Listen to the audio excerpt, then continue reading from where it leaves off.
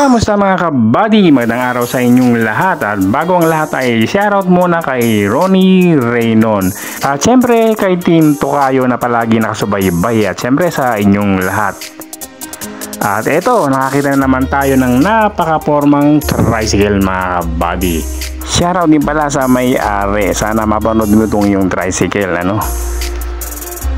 At ayan nga mga kabady, semi-stainless itong kanyang tricycle at naka-mugs. At napakaganda rin ng pagkakagawa, no?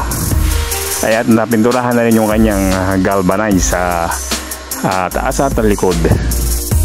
Ang problema mga kabady, wala yung may-ari, kaya hindi natin matatanong kung magkano ang sidecar na ito at kung saan pinagawa, no? Sayang naman. At tandabayan ko pa rin, baka sakali makausap natin at malaman kung sino yung gumawa. Dahil napormahan din ako sa kanyang sidecar, ayan.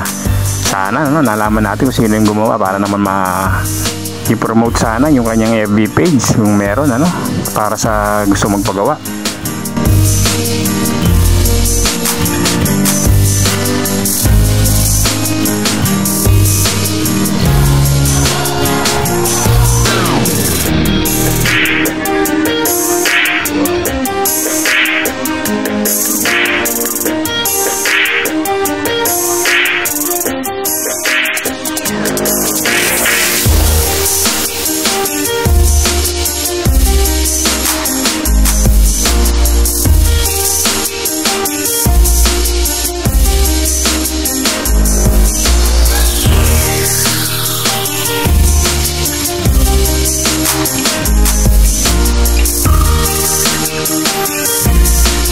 O paano mga kabady, dito ko na lang tatapusin na ating munting vlog. Maraming salamat po sa inyong pagsubaybay. Kita-kita po tayong muli.